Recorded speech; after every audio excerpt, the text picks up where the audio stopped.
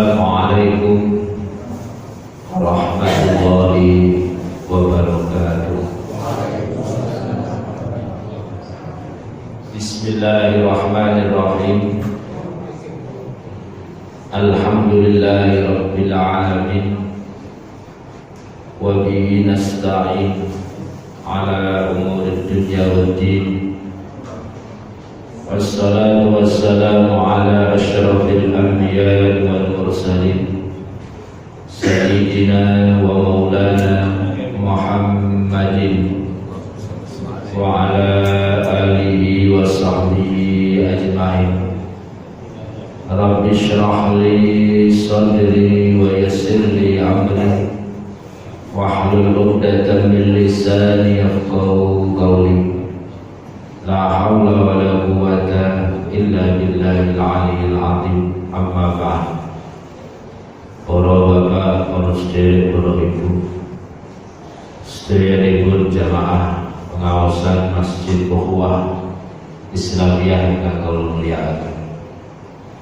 Alhamdulillah wa syukurillah wonten kesempatan wekdal dalem menika kita sedaya tasih dipun paringi nikmat panjang umur, sehat walafiat, tetap iman, tetap Islam.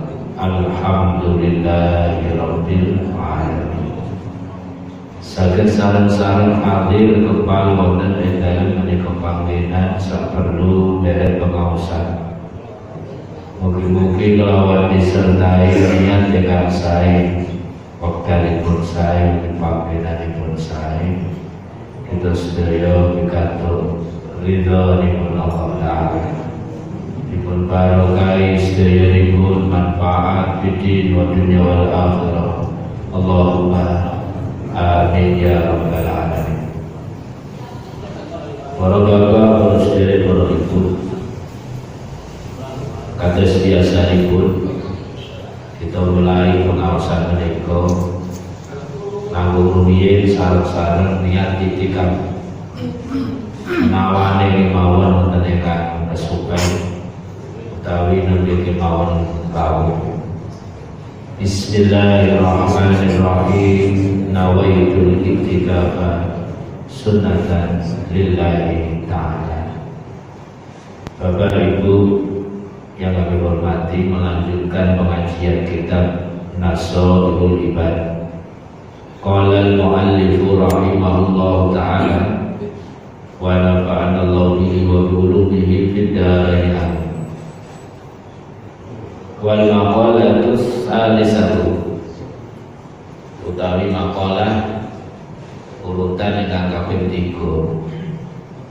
Maqalah urutan yang ketiga iku al-Umar, saking sahabat Umar radhiyallahu anhu. Makalah yang ketiga ini makalah dari sahabat Umar radhiyallahu anhu. Beliau mengatakan, husnul tawaddudi ila nasi nisful aqli. Husnul tawaddudi utawi baguse demen, ayin mahabbati tegese mahabbah demen, ila nasi mari menungso iku nisful aqli, iku separuhipun akal.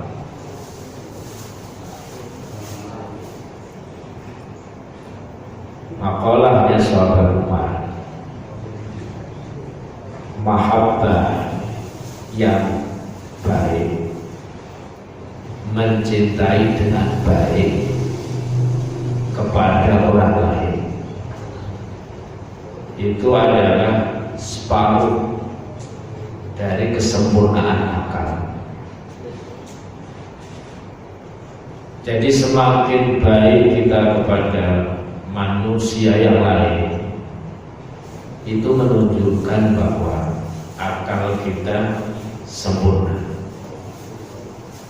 Semakin kita tidak bisa berbuat baik kepada orang lain, tidak mencintai orang lain, itu menunjukkan akal kita tidak sempurna atau kurang kesempurnaan. Karena apa?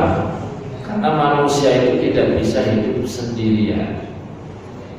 Manusia itu diciptakan, tabiatnya, karakternya itu bergaul bersama dengan orang lain. Salah satu bukti saja Nabi Adam, suwargo itu ngopo wis enak. Awal diciptakan Nabi Adam itu di surga, tapi butuh pendamping, sehingga diciptakanlah Ibu Hawa.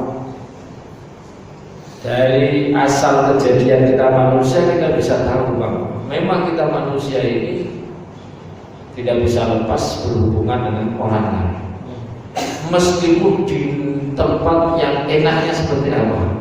Kayak di surga itu kan sungguh sudah luar biasa. Pastinya di surga itu kan semua fasilitas ada dan semua keinginan bisa terpenuhi. Tapi kan Nabi Adam kemudian ditemani pasangan hidupnya, yaitu Ibu Hawa.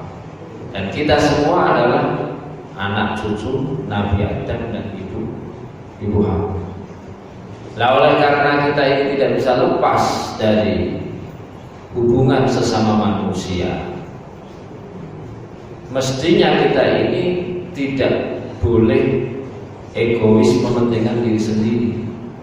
Karena orang lain juga punya perasaan, punya kepentingan, punya kebutuhan, punya harga diri, punya gengsi dan lain sebagainya. Oleh karenanya kita harus bisa mencintai sesama manusia dengan baik. Dan itu salah satu hal yang menunjukkan bahwa orang tersebut mempunyai akal yang sempurna. Karena kesempurnaan separuh berikutnya, orang itu bisa menghamba kepada Allah Ta'ala dengan sempurna. Jadi ya seperti apa yang sudah kita maklumi, ada hablum minallah, hablum minan nas. Kita harus bisa menjaga hubungan kita kepada Allah sebagai hamba. Kita harus tunduk patuh kepada Sang Pencipta dan sesempurna mungkin kita menghamba, dan kita juga bisa bersikap baik terhadap manusia lain. Manusia lain itu ya termasuk istri kita, pasangan hidup kita, anak kita, mertua kita, tetangga kita, siapapun itulah manusia lain. Kamar rawa Ibnu Hibban wa Tabrani wal Baihaqi an Jabir bin Abdillah. Maqalahnya sahabat Umar, husnul tawadudi ila nasi nisful aqli,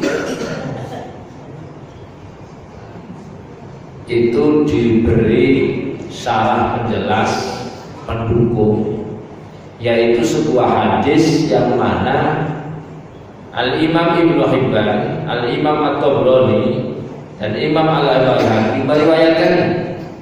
Hadis ini diriwayatkan an Jabir bin Abdillah, dari sahabat Jabir bin Abdullah. Anna Nabiy sallallahu alaihi wasallam qala, Rasulullah sallallahu alaihi wasallam telah bersabda, mudaratun nasi shadaqatun. Mudaratun nasi shadaqatun.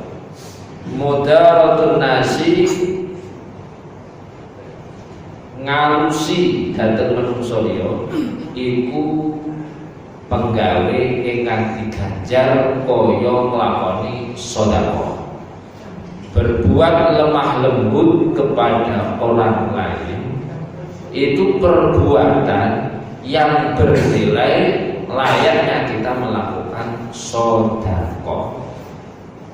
Jadi bertutur kata yang baik, bertingkah laku yang baik, itu ada pahalanya, dan itu senilai dengan kita bersedekah. Mudaratun nasi shadaqatun.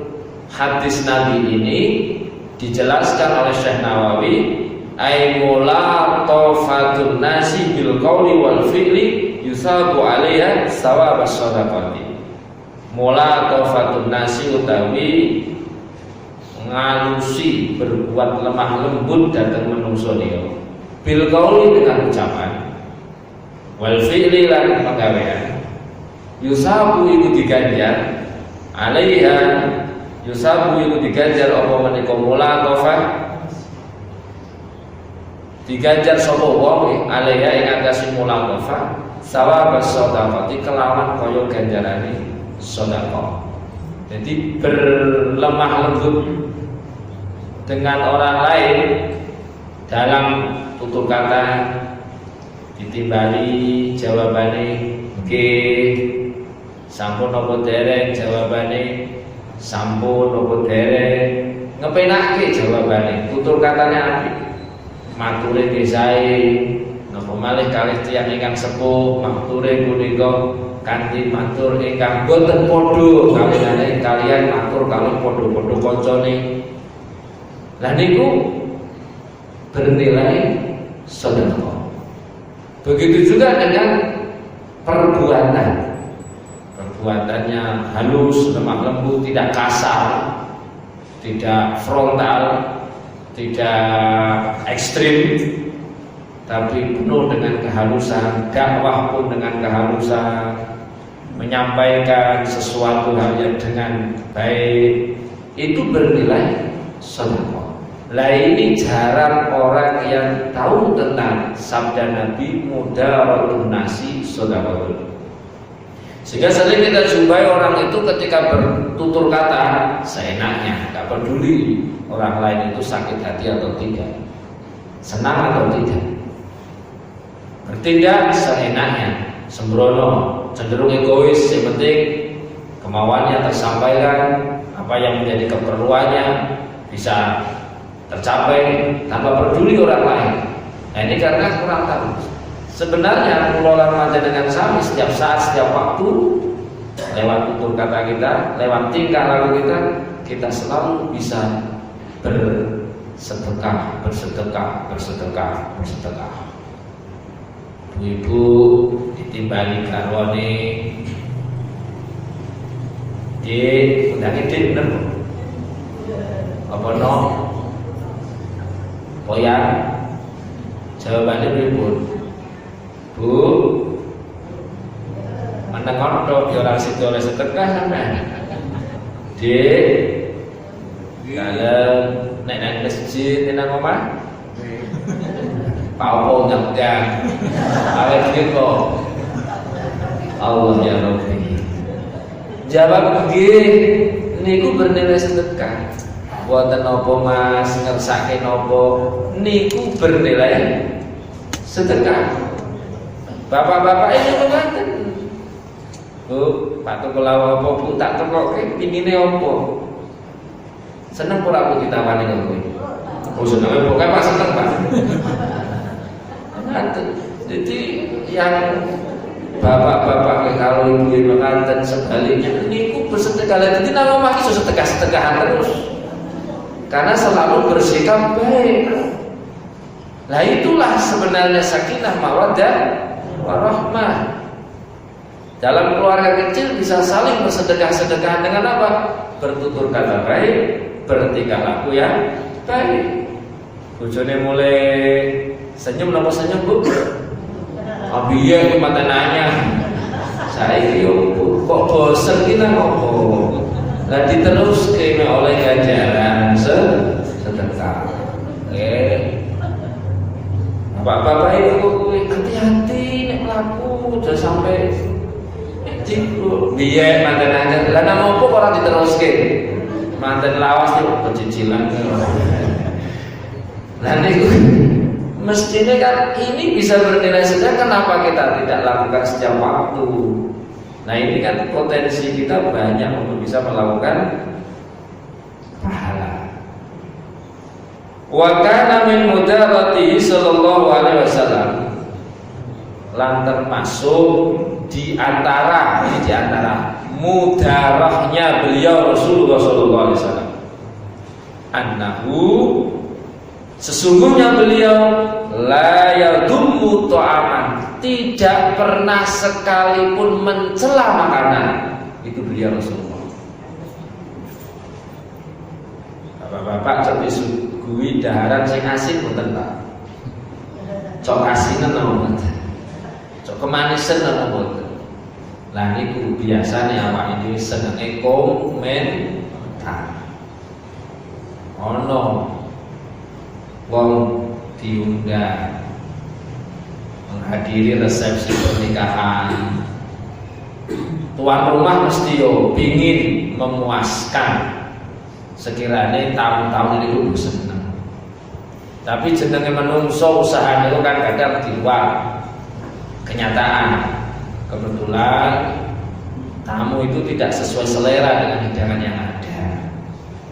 Padahal wis disediani prasmanan, duduk dhewe dan sebagainya. Ono kuwi sing njupuk karo mangan niku komentar. Ora niat nyuguh yo. Panganan kowe disuguhke.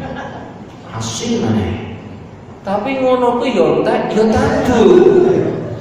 Kan kadang mengatakan mungkin wis ora bayar, sekadek mangan, wis dinikmati mawon sih, mboten. Ngono kuwi komentar, dong wis ngentek.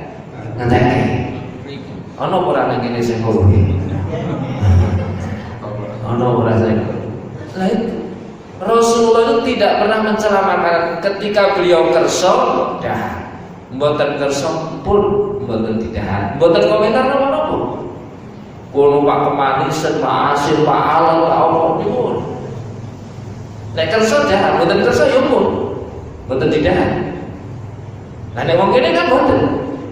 Sekadang-kadang komentarnya tekan ngendi-ngendi. Nah ini pula kadang kita itu tinggal menikmati saja, tapi sukanya berkomentar. Rasulullah tidak pernah mengomentari makanan dengan mencela itu sama sekali betul. Kadang bojone masak isi utuh bae. Kadang kan seorang bapak-bapak lawo ora ganti-ganti istiqomah. Lalu itu kadang komentar disuguh, apa Pak disuguh Pak? Kadang orang komentar ini parut karo pabrik dulu kok. Nek kemanisan biasanya kuwi. Lah niku Rasul enggak pernah. Lah niku lah monggo kula lan panjenengan sami kesane mudah. Tidak hanya kepada orang, kepada makanan pun mudah. Ngamii ora wani mencela. Karena apa? Ada makanan di depan kita, itu dibalik semua itu ada orang yang bercucuran keringat. Sekiranya sampai ada makanan di depan kita, sego wis contone lah. Ana wong sing gelem nandur ning sawah. Kotor meneng sawah. Panasan. Apa nggak itu langsung panen? Boten. Pirang-pirang dino, pirang-pirang minggu, pirang-pirang bulan. Dilalah niku ana petani sing gelem makaten saumpama gara-gara sampean ku senenge ngomentari makanan.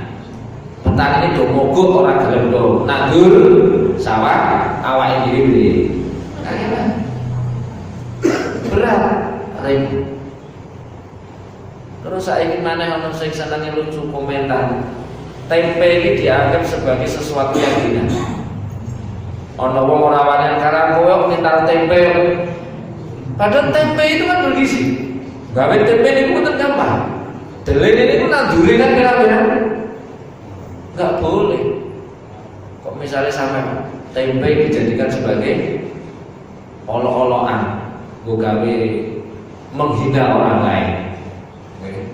Ana wong mulaku karang mangane tempe bae kok sebut tempe lah, enggak boleh seperti itu. Itu bagaimanapun itu makanan yang harus kita hormati. Wala yanharu khatiman. Wala yanharu lan boten pernah nyentak bentak khadiman ing wong sing ngladeni. Rasulullah niku mboten pernah membentak orang yang mau melayan beliau.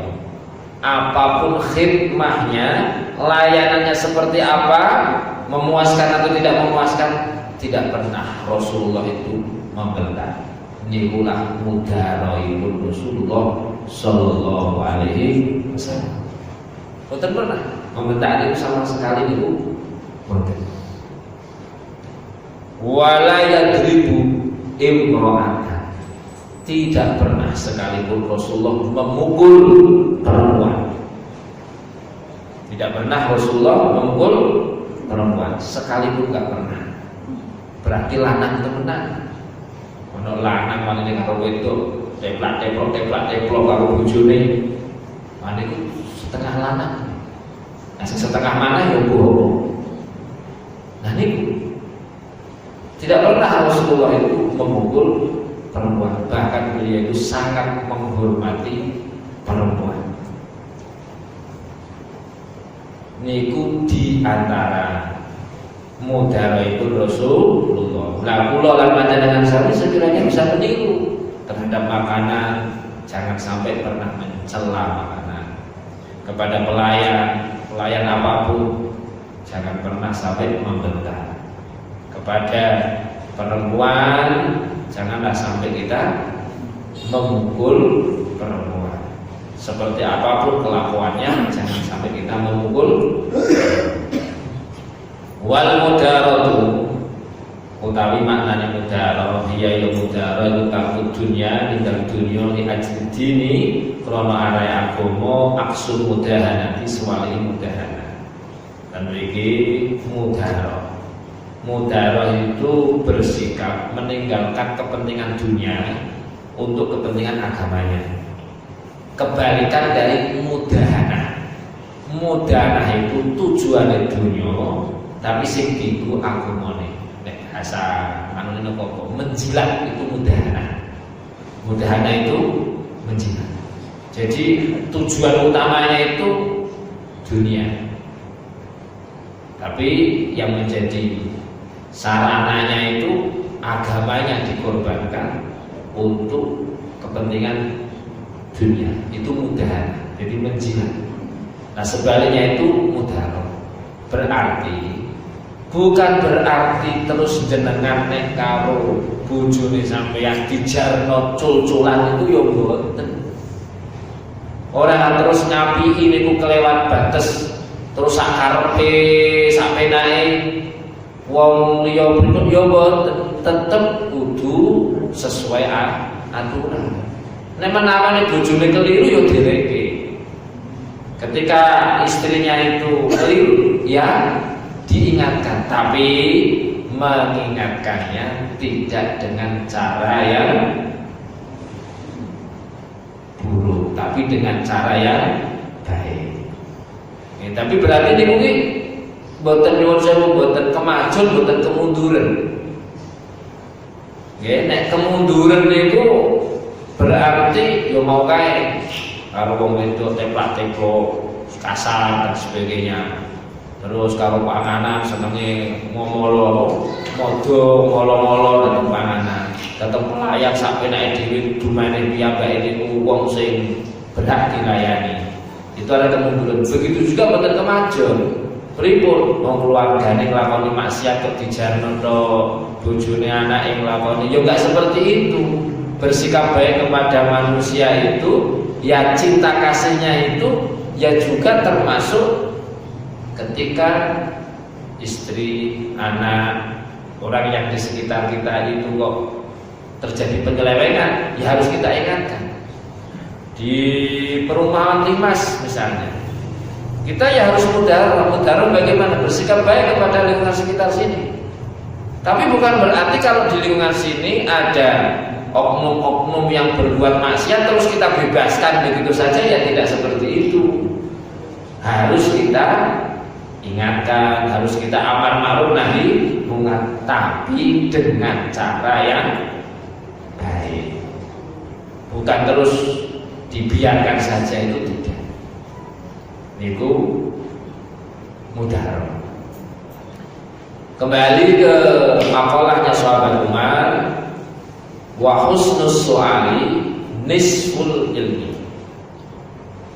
Baguse takon dan mriki dipun sarai dening Senawi ailil ulama, tegese takone dhateng para tiyang alim iku nisful ilmi, iku separone ilmu. Mau bertanya dengan cara yang baik dan bertanyanya kepada ulama itu adalah separuh daripada ilmu. Tinggal separuh lagi nanti ada jawabannya, kita dapatkan ilmu tersebut. Karena kalau kita tidak mau bertanya, niku sesuatu yang sebenarnya harus kita hilangkan, yaitu kebodohan kita, tidak bisa terhilangkan. Dan juga kalau tanya bukan asal bertanya, harus ada husnus soal, bagus oleh cara kita takon, orang kenal sembarangan, asal takon itu ninggalan, dia ini tidak takon, dia ini berarti tak ukurnya tak takok ya, bukan seperti itu, ada caranya. Terus dia takon bukan sembarangan, kalau takon itu nek keliru bisa jawabannya keliru, nek jawabannya keliru, niku bisa fatal. Salah satu contoh populer sebenarnya masyhur hadis ini, menjenengan harus tahu benar. Rasulullah pernah bercerita dulu sebelum umatnya Nabi Muhammad, ada seorang laki-laki yang sudah membunuh 99 orang. Membunuh 99 orang. Entah gimana ceritanya, orang ini kayaknya ingin tobat, sehingga dia bertanya kepada penduduk setempat sekitar situ, bertanya, wahai orang-orang, tahukah kamu siapa orang yang paling sregep ibadah ning kampung ini? Wong sing paling sregep ibadah ning kampung ini. Dijawab dening wong-wong menika, mriku wonten rahib. Rahib niku pendeta. Kowe ngagawane ibadah atau kembel wong ibadah tok terus. Nanti kok. Singkat cerita, orang ini sowan ke rumahnya. Sudah baik kan? Sowan. Tapi karena salah dalam kepada siapa dia bertanya, akhirnya jawabannya keliru. Ketemu dengan orang yang ahli ibadah rahib ini dan bertanya, wahai rahib, saya ini sudah membunuh 99 orang, masihkah ada tobat bagi saya? Rahib ini krasa rumangsa ibadah terus ora tau maksiat. Jawabannya ora bisa. Lah niku wong jengkel, pateni sisa. Jadi ini genep piro? 100 genep. Karena apa? Dia memperoleh jawaban yang tidak tepat karena sebenarnya dia keliru bertanyanya kepada orang yang ahli ibadah. Karena wong ahli ibadah niku urung mesti berilmu. Durung mesti, tapi yo ono wong ahli ibadah berilmu niku wonten. Karena yang pertama itu dia tidak hasil maksud, orang yang sudah membunuh 100 ini akhirnya kemudian balik kembali bertanya, wahai orang-orang yang ada di kampus ini, siapakah orang yang paling alim di daerah sini? Nek mau takoni sinten? Wong sing paling sregep ibadah. Kemudian pertanyaan kedua, wong sing paling alim ten mriki niku sinten? Dituduhke menika wong sing alim. Sowan mriki. Aturaken kula niku pun menjahit tiyang awal niku sangat dosa songo tiyang. Nah kula suwatan mriki keranten kula taklet. Terus tiang-tiang menika niku tiyang wong sregep ibadah. Kula takon mriki kok jebule jarene ora iso tobat, tak pateni wong 100 niku kiai. Terus niku pripun kula iso tobat mboten? Kraton tiyang alim niku ya bisa jawab, bisa. Ora ana wong sing bisa ngalang-alangi antarane kawula sing pengin tobat kalih Allah taala. Bisa. Lah kraton takone wong sing alim ora sekedar jawab tok dan membimbing, tapi sampeyan nek pengin tobat, aja baline kampungmu. Awakmu tak tuduhke. Saiki sampean kumpulai karo wong kono te kampung kono. Wong kono kakek sing wis sregep ibadah. Coba lihat kampung. Nah inilah karena orang alim itu bisa menjawab dengan benar dan bisa memberi bimbingan. Karena nopo nek dijawab benar tapi mboten dibimbing, ini juga keliru. Bisa sampean kena tobat. Tapi kok bali ning kampunge bangsa wong preman-preman mriko tobat-tobat koyo kabur lagi karena komunitasnya tidak diganti. Nah karena pindah komunitas kemudian kumpul karo wong-wong sing sregep ibadah, akhirnya ya betul-betul tobat. Sehingga penggawe biaya sing senengi cekelan, ngamuan dan sebagainya luluh bersama dengan orang-orang yang sregep ibadah. Singkat cerita di tengah jalan orang ini mati, belum sampai pada. Iki sempat terjadi kejadian lucu. Malaikat rahmat karo malaikat adab ki rebutan. Jadi wong nek ana Pak mati, sing tugas njabut sinten?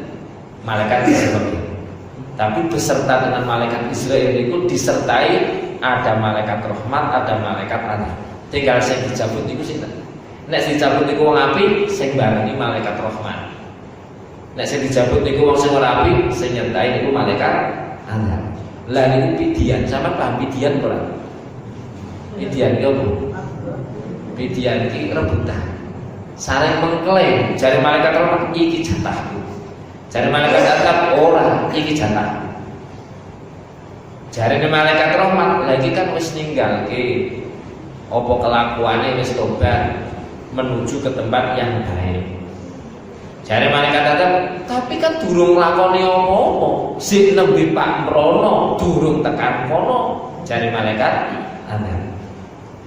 Kemudian malaikat Israil diperintah oleh Allah Ta'ala untuk memberikan keputusan. Dan akhirnya malaikat rahmat dan malaikat adab menyerahkan kepada malaikat Israil. Wes sampean malaikat Israil, iki keputusane priye? Jatahe nyong apa jatahe?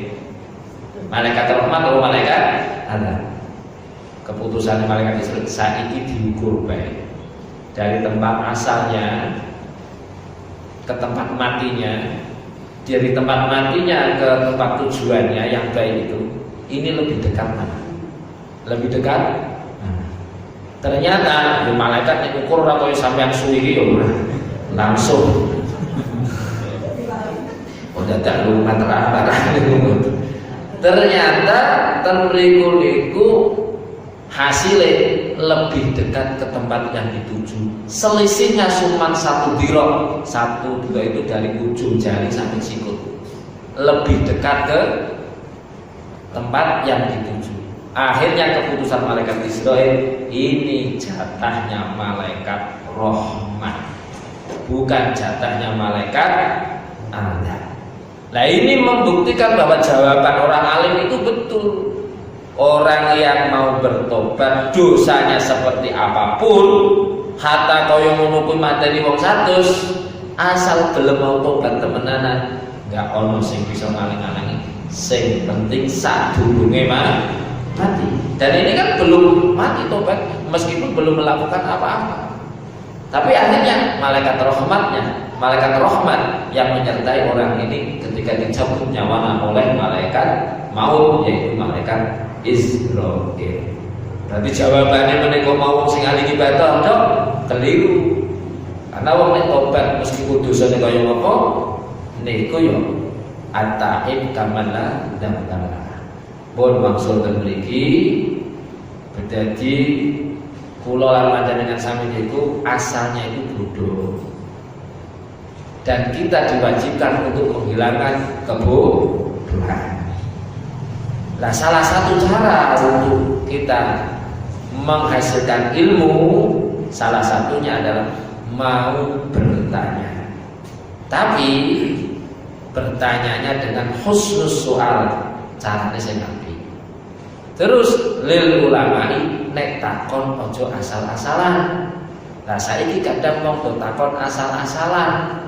Takon agama, bukain internet, takole karo simbah Google. Jawabannya macem-macem. Dan biasanya sing paling dhuwur niku bangsa sing laisa minna. Sehingga akhirnya katut mriko tidak sesuai dengan ajaran Ahlus Sunnah wal Jamaah. Kadang ana malih engko delok sampean titenano mau. Nggih. Wayah bulan poso. Wayah bulan poso itu kan artis do dadi kiai kabeh. Bijinan do hubungan do jilbaban. Lah niku kadang menjelang sore, menjelang buka infotainment, pertanyaan niku tentang agama, tapi sing dadi narasumber sing takon niku artis-artis. Lah niku kudu diekspos ten media televisi, wong do delok dunya apa. Lah ngono sing jawab bangsa artis-artis ini wong, utawa wong sing bodho nembe hijrah anyar, utawa nembe mualaf anyar. Jane iki sing mualaf anyar kon ngaji dhisik, dudu malah sing mualaf anyar dedekke. Ya keliru, wong itu orang baru masuk Islam, ilmunya pasti kan belum seberapa. Mestinya dia yang harus belajar dengan ulama-ulama kita, bukan malah dijadikan narasumber. Yo akhirnya jawabannya kalau itulah narasane. Ono mana sing bangsa artis-artis wong ngono ku yo jinan sarungane kene menjelang Ramadan tok. Kadang dijadikan sebagai narasumber ngomong tentang masalah agama kalau itu. Nah niku yo keliru. Jadi kalau menghasilkan ilmu, satu caranya, salah satu diantaranya yang ngaji salah satu bertanya. Kemudian tapi bertanyanya dengan husnul soal sing bagus. Terus takoni lil ulama. Nah, bertanya dengan cara yang baik, bertanyanya kepada ulama, orang yang alim, yang menguasai ilmu, itu nisful ilmu, itu separuhnya ilmu. Kenapa kok separuhnya ilmu?